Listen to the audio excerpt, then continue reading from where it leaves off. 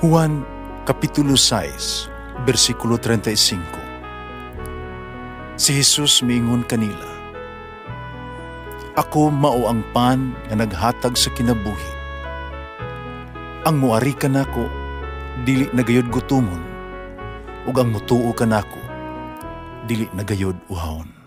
Ang mga puno Pan sa kinabuhi.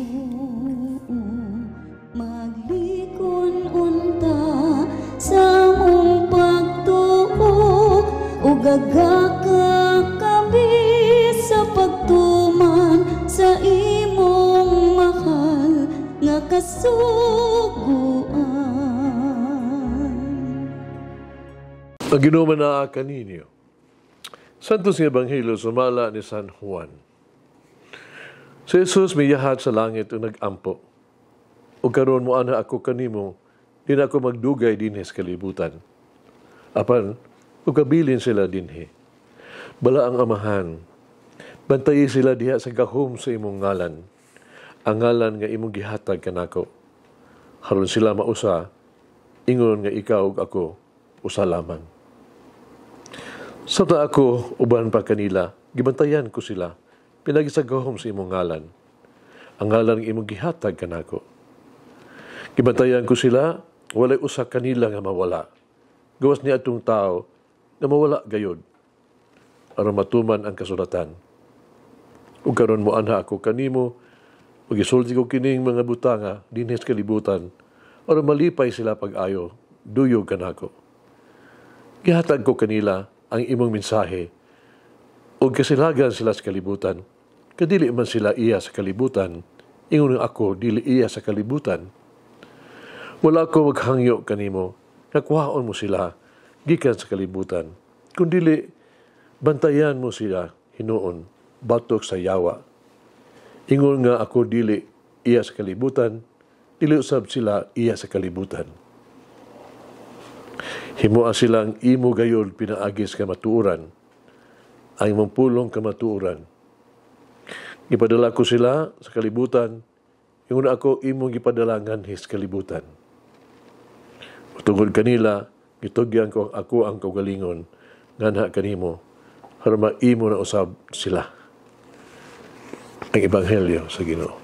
Pasalamati ang Ginoo, kay siya maayo, ang iyang gugma mulungtad, hangtod sa kahangturan. Pasalamati ang Diyos sa tanang mga Diyos, ang iyang gugma malungtaron.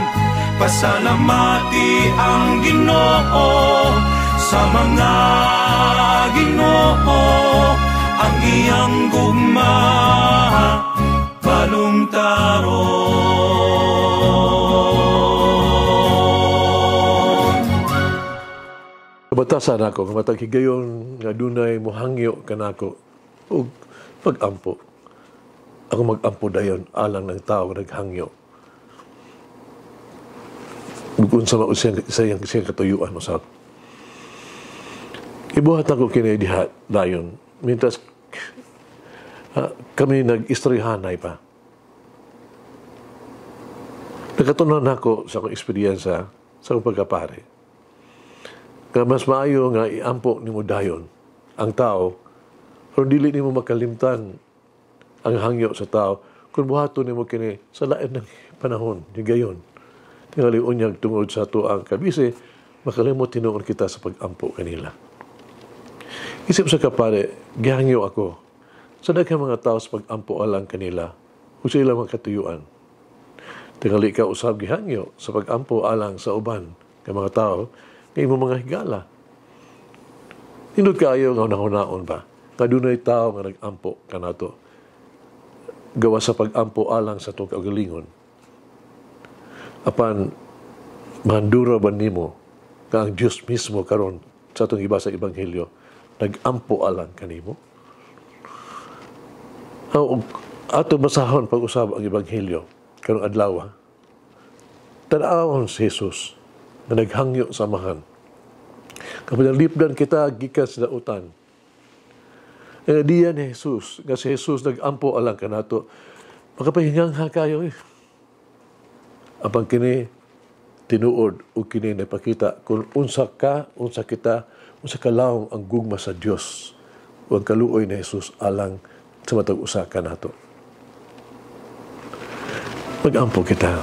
Langit ng magagagawang amahan. Salamat ako karong adlaw sa imong dakong gasa sa Kristo. Gugma mo nga igumaon mo ako sa pag-ayo ug imong ipadala ang imong bugtong anak. Kung mabuhi o mamatay alang sa akong mga sala. Nagsaulo ako sa iyang mahimayaong pagkabanhaw. O nag-angkon sa kadaugan batok sa kamatayon o sala. Hinaot, na mamatay ako adlaw-adlaw sa akong mga sala. O magpaduol kanimo o sa imong dalan alang sa akong kinabuhi. Ako nagpuyo sa hingpit na kalipay ni Kristo, masilo ang akong mga sala, Ginoo. Amen.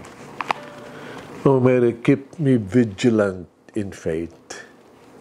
Mulang ina ang Diyos magagahom sa tanan, Amahan, Anak, Espiritu Santo. Amen.